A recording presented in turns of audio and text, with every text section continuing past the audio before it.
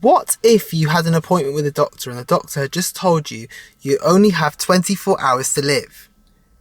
Would you be eager to try and do as much as you can in that 24 hours, or just kind of kick back and think, well, whatever will be, will be? Now, the latter is what a lot of people do in general with their lives. They think to themselves, oh, there's nothing I can do to improve my life. There's nothing I can do for things to change with things that they want to change, because they think to themselves, well, it's been like this for so long. How easy is it going to be for me to change it? The reality is that every one of us live that life every day. We have an option. We have the option to say, oh, there's nothing I can change. Or we can say, what am I going to do with these hours? These hours that I possibly have left, they might be my last. Because every time we wake up, that's the reality we're faced with. So I want to give you something to think about.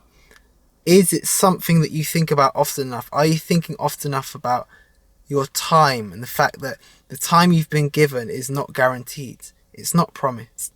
Therefore, it should change the way we think about time. Because, again, time is a currency. Once it's spent, it can't be returned.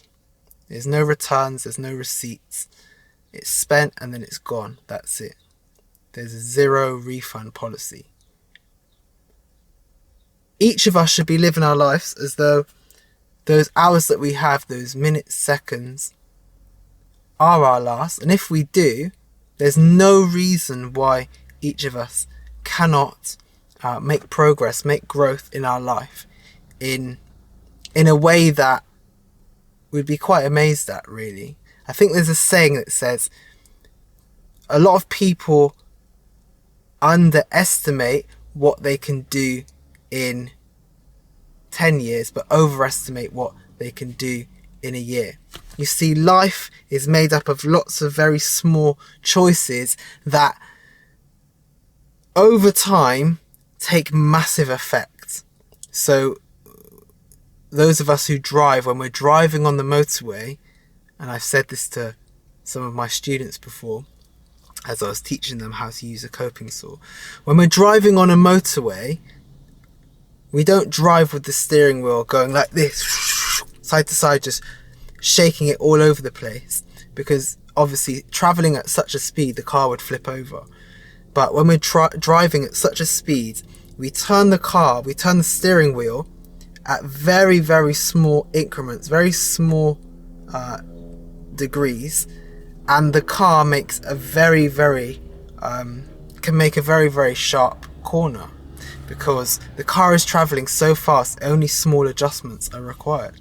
And it's the same with life. Life is made up of very small little choices, and when we repeat those small little choices day after day, week after week, month after month, year after year, they cause great changes in trajectory to where we're going. And so I'd encourage you, make habits in your life that are positive. Make habits, because once habit is formed, it can then be established and then becomes part of your lifestyle, which then becomes part of life and who you are, and you embody that discipline of whatever it is that you want to do. So me doing this for 30 days is trying to establish a habit of uploading to YouTube, in order that it would become a habit in my life that then becomes part of me, as opposed to it being something far off and aloof, something that I think, oh, I'll never really be able to do that.